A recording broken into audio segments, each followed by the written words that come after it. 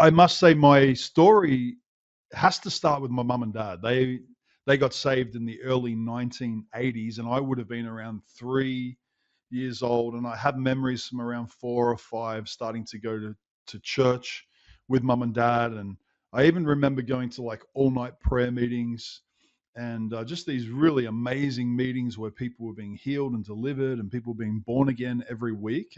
So I have real clear, vivid memories of what I would describe as like a DNA culture. So I'm really grateful for that, of growing up in that space, probably for around 7 or 8 years until I sadly went away from the Lord. But I don't know if you remember or if you know David, a great evangelist in this nation named Tim Hall. He's also someone that doesn't compromise as well, but he's led, over 1 million people to Christ in various nations, and he's in his 70s now, but still going strong. But it was actually in his early meetings in a church that he planted in a town called Dandenong, the southeast area of Melbourne, that my mum and dad started to go along to his meetings. They got radically saved and baptized in the Holy Spirit, which was just awesome, and I'm really grateful for those days. But in my early teens, I went away from the Lord and got involved in bands. I loved music, but I got involved in bands, and quickly I got distracted and lured away, tempted away, and really went hardcore into the world and into the cliche, the sex, drugs, the rock and roll. Sadly, that became a part of my life, and I started to idolize people like Kurt Cobain from Nirvana, and started to really follow that whole culture, which just leads to death. It's horrific.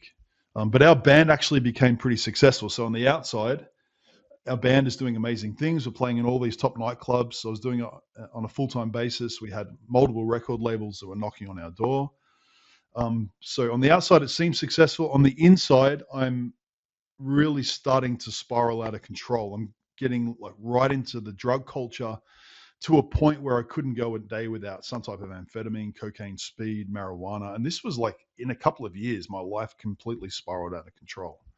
It got to a point where like demons took over my life. I was like just heavily involved in sexual immorality, which I'm ashamed to say now, but at the time that was kind of like normal in that culture.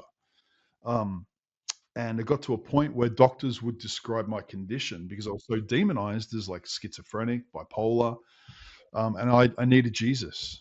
And to sort of come right back full circle to my being thankful for my mum and dad, they began to pray for me. A local pastor named Frank Clancy began to pray for me.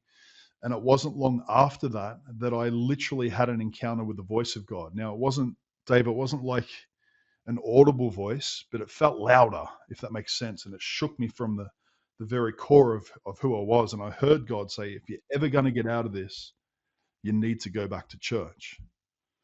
And so a little after that, I responded to that, and I actually had just the most amazing encounter in a local church. It wasn't a huge church. To be honest, I don't even remember what the message was that was preached, but I had an encounter with the power of the Holy Spirit during worship. And it rocked me to my very core. And my story is like one of those one touch moments where it was like one touch from God, and that was it. I was done.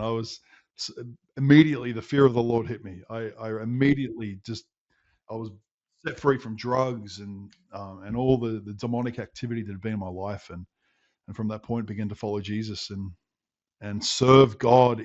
I fell in love with the church. I began to serve God in church, and of course these days I'm just serving at a different capacity now, but still in love with God more than ever, and still in love with his church and with his people.